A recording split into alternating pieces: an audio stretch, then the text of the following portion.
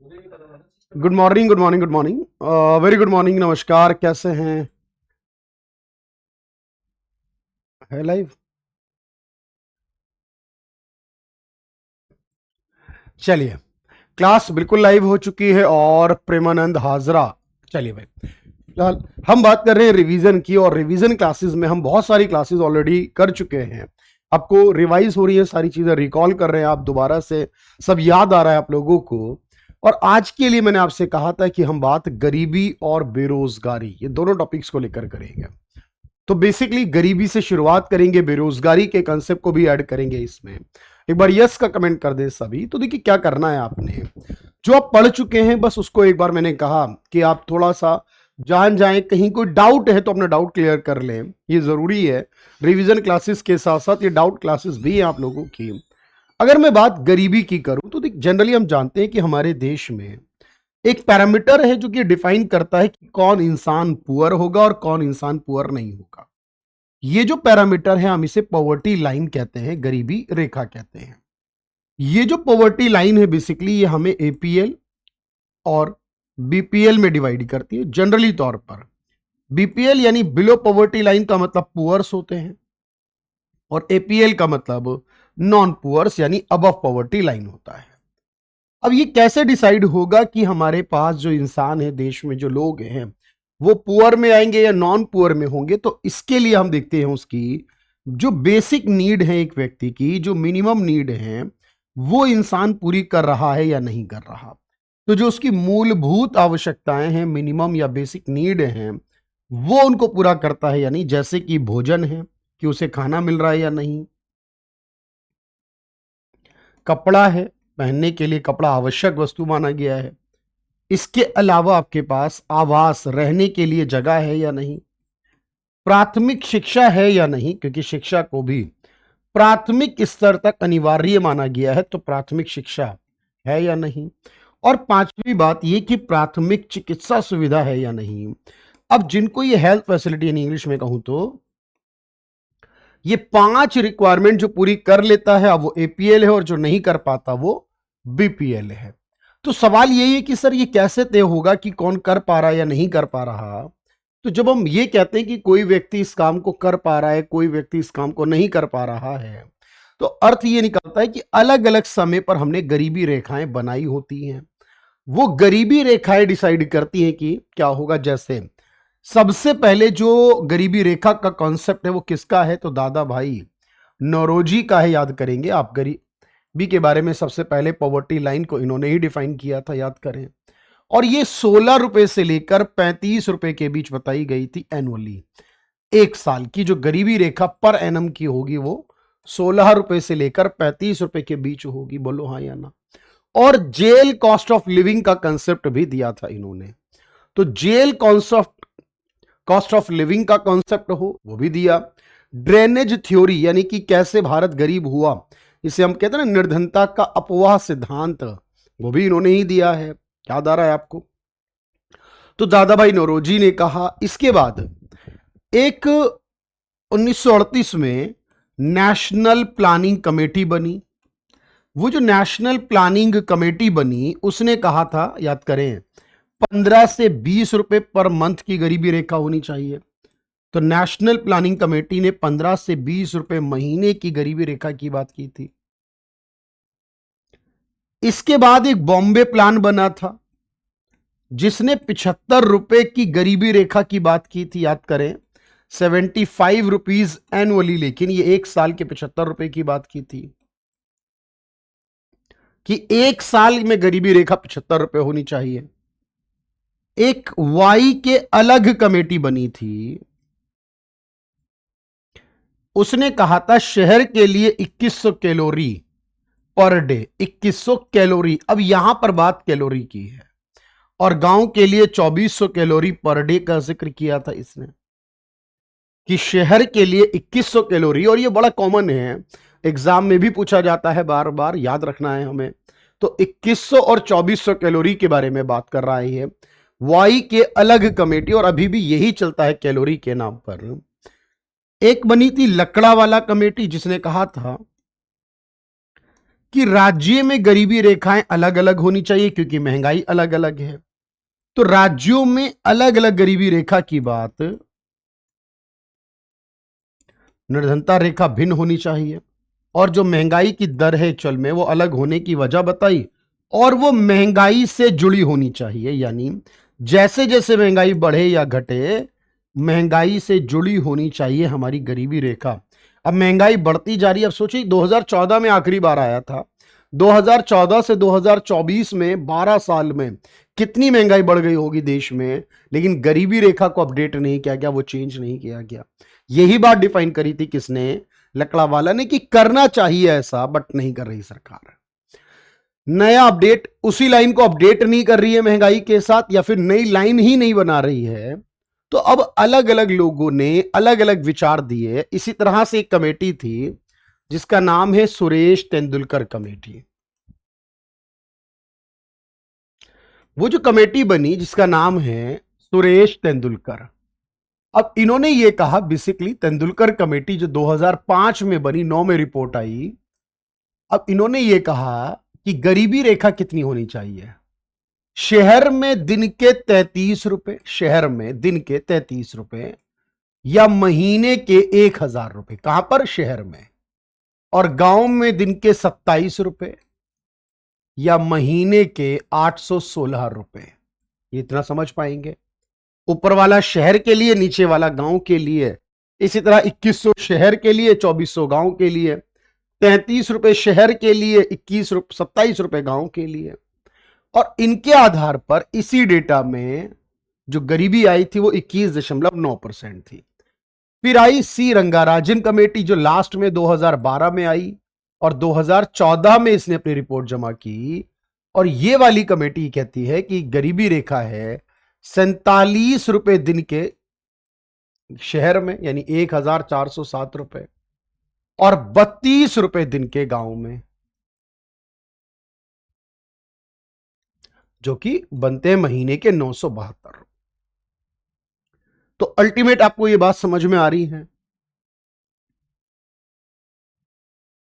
Point clear हो रहा है आपको यहां तक? तो सुरेश तेंदुलकर कमेटी है, सी रंगाराजन कमेटी है, और इस तरीके की कमेटियां हमें याद रखनी है कि अब ये इसके बाद कोई अपडेशन कमेटी के आधार पर नहीं आया। और हम ये याद रखते हैं सर, जब ये गरीबी रेखाएं बनती है तो कौन बनाता है? तो गरीबी रेखा बनाना नीति आयोग का काम है। गरीबी रेखा ये जो बनी है, यानी नीति आयोग ने बनाई, या नीति आयोग से पहले प्लानिंग कमीशन था उसके कहने पे बनी।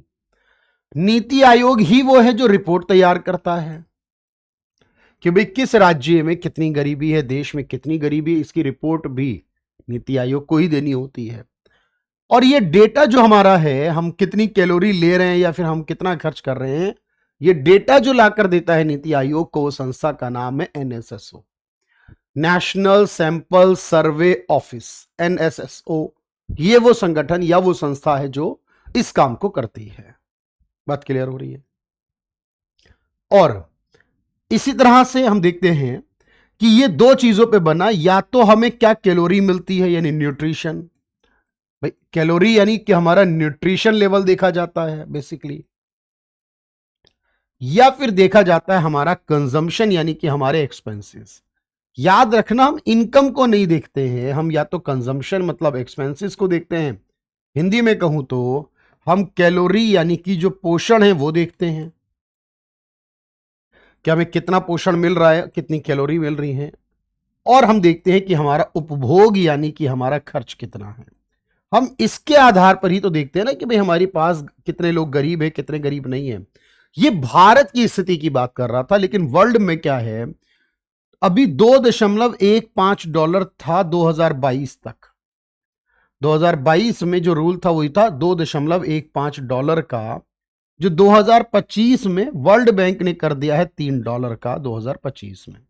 यानी कि पर डे के लिए जो हमारे पास एक्सपेंस होना चाहिए, लगभग जो वर्ल्ड बैंक कहता है दुनिया की कंट्रीज के लिए कॉमन वीक फिगर जो दी है इसने, $3 पर डे की दी है, कि $3 पर डे तो इंसान कम से कम खर्च करे ही करे। तो हम ये बात समझ पा रहे हैं कि गरीबी रेखा जो है हमारी, वो किसने दी है, कैसे दी है, और लकड़ावाला कमेटी का जो जिक्र है मैंने वो भी आपको बताया। और नीति आयोग ही रिपोर्ट बनाएगा, नीति आयोग ही करेगा सारे काम। मैं बिल्कुल करवाने जा रहा हूं कमल, थोड़ा सा वेट कर लें, बिल्कुल करेंगे हम लोग। तो यहां पर हमने बात समझी है। तो ये सुरेश तेंदुलकर, सी रंगाराजन, लगभग सारी कमेटीज पे हमने बात कर ली। अब हम ये देखते हैं कि देखो जो गरीबी है हम निकालते हैं, तो गरीबी में हम जब ये कहते हैं ना कितने प्रतिशत लोग गरीब हैं, इसे कहते हैं हिंदी में भी और इंग्लिश में भी हेड काउंट रेशियो। ये क्या है? हेड काउंट रेशियो बताता है गरीबी का प्रतिशत कितना है, यानी गरीबों का प्रतिशत कितना है, यानी देश की कुल आबादी में कितने प्रतिशत लोग गरीब हैं। जब मैं ये कहता हूं तो इसका मतलब मैं कहता हूं हेड काउंट रेशियो। ठीक है, बात समझ पाए यहां तक? तो ये हेड काउंट रेशियो हो जाता है। अच्छा, जब मैं कहता हूं गरीबी की डेप्थ कितनी है, तो इसे कहते हैं पॉवर्टी गैप। ये बताता है गरीबी की गहराई कितनी है, मतलब गरीबी दूर करने में कितना समय लगेगा, गरीबी की गहराई कितनी है। तो ये इसे मापने का काम करता है। तो गरीबी की गहराई को मापने के लिए होता है बेसिकली क्या, याद रखिए इसे। और इसी तरह से हमारे पास और भी इंडेक्सेस आते हैं, और भी पॉइंट आते हैं। एक आता है हमारे पास बेसिकली सेन इंडेक्स के नाम से, वो भी गरीबी की बात करता है। ये अमर्त्य सेन ने दिया है, इसलिए इसका नाम है सेन इंडेक्स। तो ये अमर्त्य सेन का दिया हुआ है, सेन इंडेक्स है इसका नाम। और बेसिक तौर पर जब आप कहोगे, अभी कुछ भी ना करें, अभी रिवाइज करें, बढ़िया से पढ़ने का प्रयास करें। और मैं बहुत जा रहा है,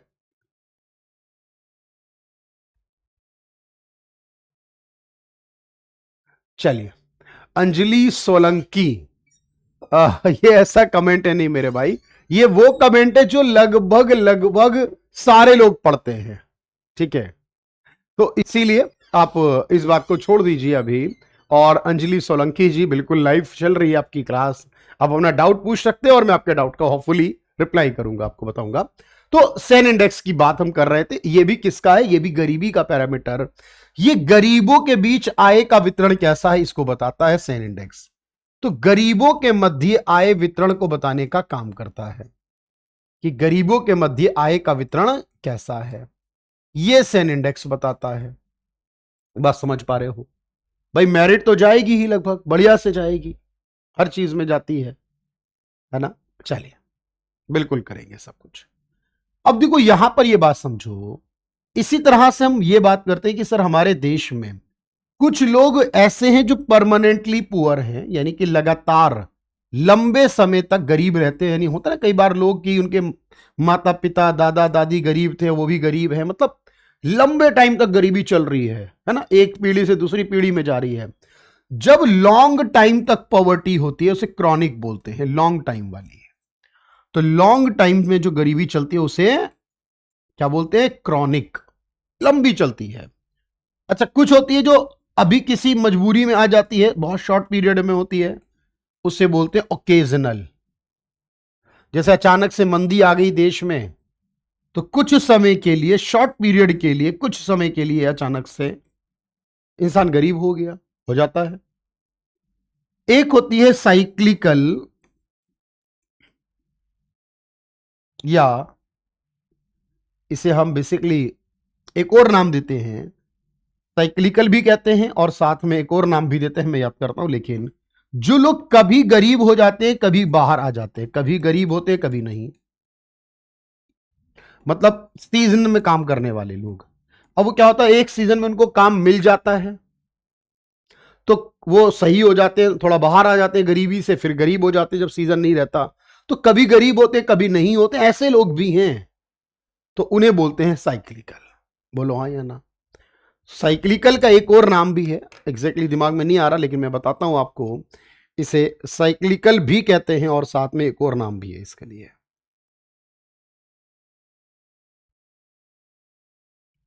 इसे चर्निंग भी कहते हैं। साइक्लिकल या चर्निंग?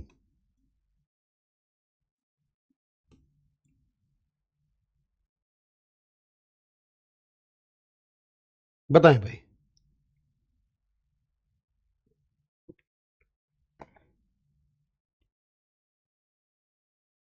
बोलो भाई, एक एक बात आपको समझ में आई या नहीं?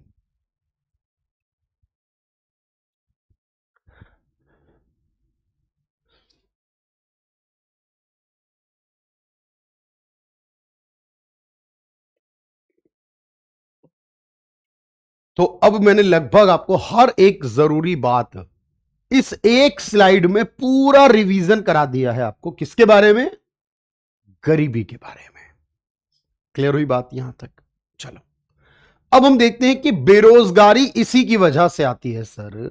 अब उसकी बात भी कर लेते हैं।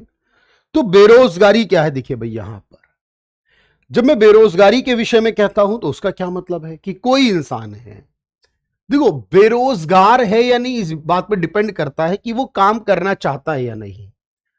अगर इंसान बेरोजगार है तो उसके लिए शर्त यह है कि उसकी एज 15 से लेकर 59 वर्ष के बीच में होनी चाहिए। क्योंकि हम जो भी कैलकुलेशन करते हैं, जितने लोग काम करना चाहते हैं उनकी बात करूं, जो लोग काम कर रहे हैं उनकी बात करें, जो बेरोजगार हैं उनकी बात करें, लेकिन ये सभी लोग कितनी एज के होंगे? 15 से लेकर 59 के बीच में होंगे। क्यों? क्योंकि बच्चों को बेरोजगार नहीं कह सकते, सीनियर सिटीजन को बेरोजगार नहीं कह सकते, डिसेबल्ड को बेरोजगार नहीं कह सकते, जो अपनी मर्जी से काम नहीं कर रहे हैं, जैसे हाउस वाइफ हैं, या जो लोग अपनी मर्जी से घर बैठे नहीं जाना काम पर, उन्हें बेरोजगार नहीं कह सकते। याद करो, तो बेरोजगार होगा वो इंसान जो इस एज में होगा, जो विलिंग और एबल टू वर्क यानी कार्य करने के इच्छुक भी होगा और योग्य भी होगा।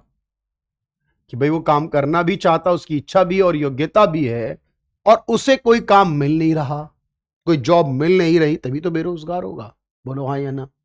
एक तो हम ये बात समझते हैं, और एक बात ये समझते हैं कि बेरोजगारी का जो डेटा है वो कौन ला कर देगा? एनएसएसओ ही ला कर देगा। बेरोजगारी की रिपोर्ट कौन तैयार करेगा? तो वो नीति आयोग ही करेगा सर। ये तो लगभग कॉमन सी बात है, और इसके लिए ministry of labour and employment भी होगी। के लिए ministry of labour and employment के नाम से मंत्रालय होगा, जिसकी जिम्मेदारी रोजगार को बढ़ावा देने की होगी। तो सवाल यह है कि देश में जितने लोग हैं, बच्चों को छोड़कर, सीनियर सिटीजन को छोड़कर, डिसेबल्ड लोगों को छोड़कर, हाउस वाइफ को छोड़कर, वो लोग जो जॉब करना चाहते हैं, इच्छा और योग्यता रखते हैं जॉब करने की, उन लोगों के विषय में क्या है? तब हम कहेंगे सर, ऐसे लोग जो जॉब करना चाहते हैं, इच्छा और योग्यता रखते हैं, ऐसे लोगों के लिए हम कहते हैं कि वो लोग जो जॉब करना चाहते हैं उन्हें कहते हैं लेबर फोर्स, श्रम शक्ति। वो सारे लोग जो जॉब करना चाहते हैं, जो चाहे नौकरी करते हैं, करना चाहते हैं, इच्छुक व योग्य व्यक्तियों की संख्या जितने भी हैं,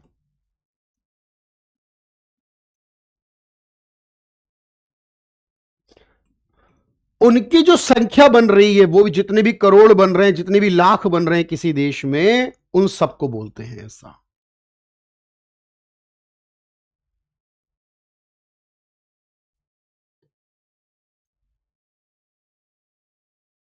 बताओ।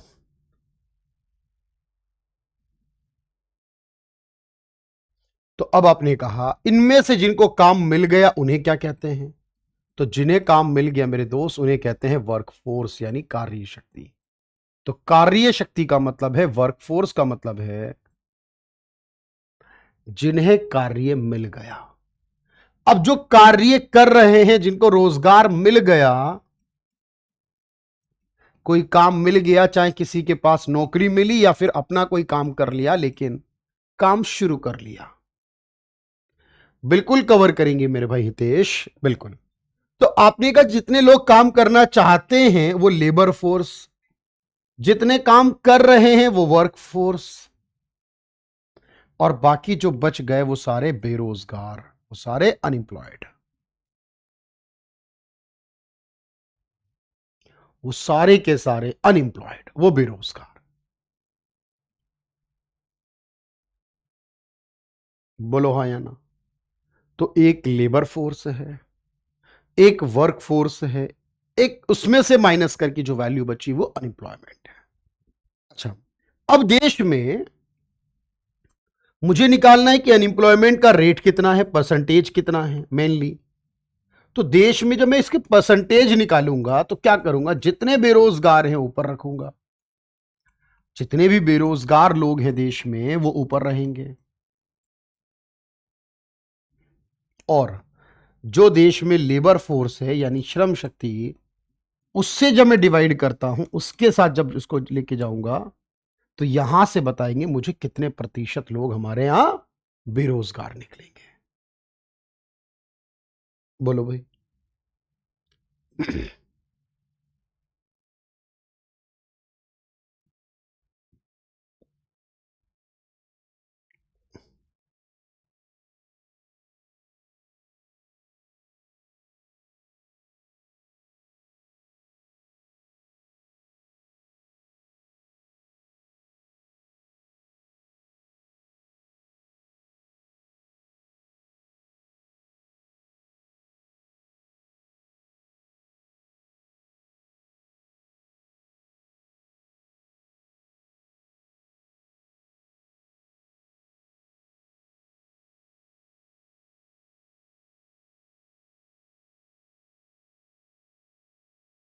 चले, अब देखिए, तो जब इंसान बेरोजगार है, अच्छा जो बेरोजगार ऐसे लोग हैं जो अपनी मर्जी से काम नहीं कर रहे, ऐसे लोग हैं ना, मैंने कहा हाउस वाइफ भी उसी कैटेगरी का हिस्सा है।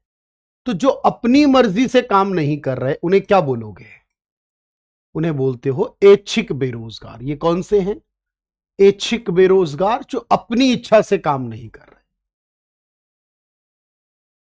तो जो अपनी इच्छा से काम नहीं कर रहे वो ऐच्छिक बेरोजगार है। बोलो या नहीं। बहुत सारे ऐसे लोग मिलेंगे आपको जो अपनी इच्छा से काम नहीं कर रहे होते।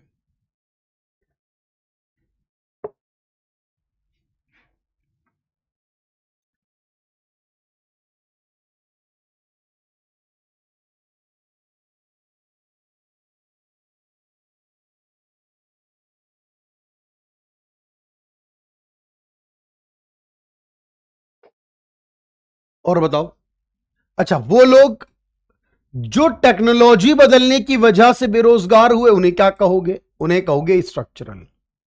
तकनीक बदलने से, टेक्नोलॉजी बदलने से जो बेरोजगार हुआ इंसान, ऑनलाइन से ऑफलाइन से ऑनलाइन की तरफ आ गए, एआई का जमाना है ना, आर्टिफिशियल इंटेलिजेंस का जमाना आ चुका है। तो इसका मतलब जो पुराना सिस्टम है बदलेगा, नया सिस्टम आएगा, नई नौकरियां लाएगा, लेकिन पुरानी खत्म भी करेगा। इसी को क्रिएटिव डिस्ट्रक्शन का नाम दिया गया है। तो जब नई नौकरियां आती हैं, पुराना सिस्टम खत्म होता है, उसे क्रिएटिव डिस्ट्रक्शन का भी नाम दिया जाता है।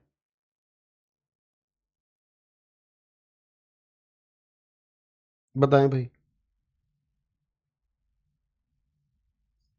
बात क्लियर होनी जरूरी है। तो अब आप कहेंगे ठीक है सर, अच्छा एक होता है फ्रिक्शनल। जब कोई इंसान नौकरी बदलता है उसे आंशिक बोलते हैं, नौकरी बदलता है। अब वो नौकरी बदल रहा है, चेंज कर रहा है, तो नौकरी बदलते समय वो बेरोजगार हो जाता है कई बार, कुछ टेम्परेरी पीरियड के लिए, तो फ्रिक्शनल है। जब देश में मंदी आ जाती है तब साइक्लिकल है। जब देश में मंदी आ जाती है तो मंदी के आने की वजह से वो बेरोजगार जब होता है तब वो साइक्लिकल है। कब, मंदी आने की वजह से। तो ये बात हमें याद रखनी है, साइक्लिकल कब है, जब वो मंदी की वजह से हो। ठीक है। इसी तरह से जब वो एजुकेटेड है तो एजुकेशनल और मौसम वाले काम कर रहा है, कोई ऐसा काम जो मौसम आधारित काम है, मौसम वाला कार्य कर रहा है, तब आप कहोगे सर मौसम वाले कार्य के समय तो वो सीजनल हो जाएगा। यहां सबसे इंपॉर्टेंट होता है, जब कोई इंसान एक्स्ट्रा लगा हो, जिसकी रिक्वायरमेंट ही ना हो काम पर, उसे डिस्गाइज्ड कहते हैं या हिडन कहते हैं। यानी जिस इंसान की कोई आवश्यकता ना हो, अतिरिक्त व्यक्ति कार्य करे। तो जितने अतिरिक्त श्रमिक लगे हैं किसी काम में, जिनको हटा देने से भी उत्पादन में कोई कमी नहीं होगी, जिनको अगर हटा भी दिया जाए तो कोई कमी नहीं होगी, उसे क्या कहोगे? याद करें। तब हम ये कहते हैं बेसिकली, जब कोई कमी ही नहीं होगी।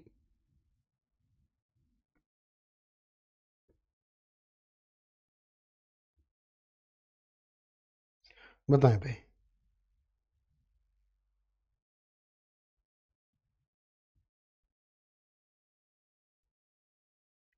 तो ये अतिरिक्त लोग हैं, एक्स्ट्रा लोग इन्वॉल्व हो रहे हैं इसके अंदर।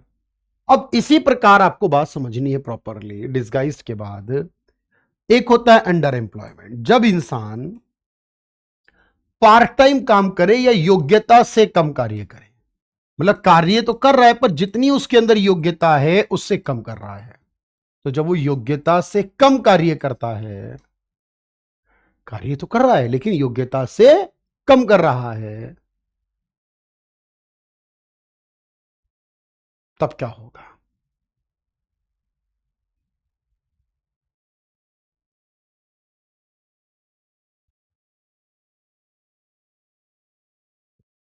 तो अब इस तरीके से बहुत सारे टाइप की है, लेकिन हिडन और स्ट्रक्चरल ये सबसे इंपॉर्टेंट है। तो तकनीक में परिवर्तन जब आए तब, और पूंजी की कमी, ये मुख्यतः दो कारण से होगी। पैसे की कमी हो या तकनीक में परिवर्तन, तो स्ट्रक्चरल हो जाती है।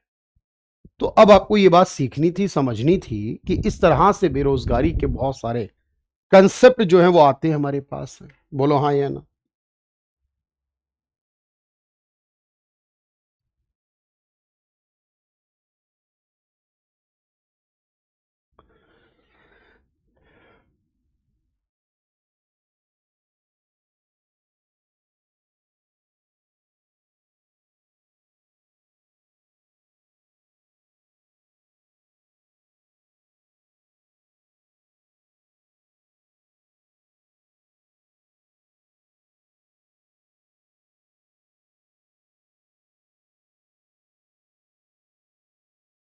तो अब आप देखेंगे कि ये सारे टॉपिक, सारे पॉइंट इंपॉर्टेंट थे। इनको जब आप रिवाइज कर लेंगे, अब आप कोई भी सवाल करेंगे तो उसमें हाईलाइट करना होता है कि भाई क्या सवाल का पॉइंट पूछा गया। अगर आप वो हाईलाइट कर गए सही तरीके से तो फिर आप बहुत बढ़िया से कर जाओगे, और अगर वो हाईलाइट नहीं हो पाया तो फिर समस्याएं आएंगी। तो उम्मीद करते हैं कि बात आपको समझ में आ गई यहां तक। चले, बाकी करेंगे नेक्स्ट टाइम पर, और भी बहुत सारी चीजें लेकर आऊंगा आपके लिए। फिलहाल आज के रिवीजन में मेनली हमने यही देखा कि गरीबी और बेरोजगारी के विषय में। ठीक है। वैसे यहां पर एक बात बता दूं कि एक अनएम्प्लॉयमेंट रेट और होता है, आपको बता दूं, मैं याद करा दूं। उसे कहते हैं नेचुरल। ध्यान से समझना, नेचुरल कहते हैं। नेचुरल में कोई अलग नहीं है, बल्कि ये दो का कॉम्बिनेशन है। कौन से दो?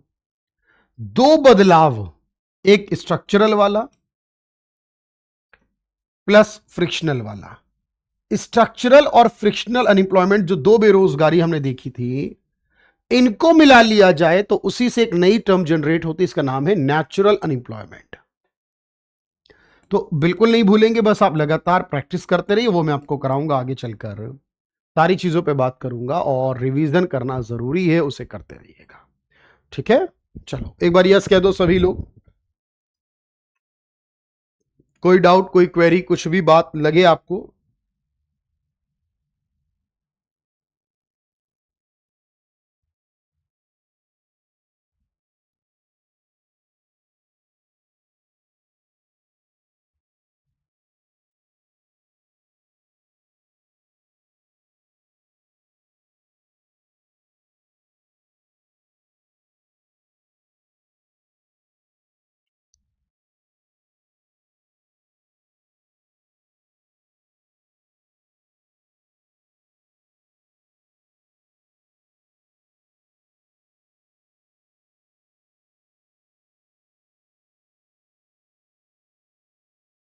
चलिए, थैंक यू एवरीवन।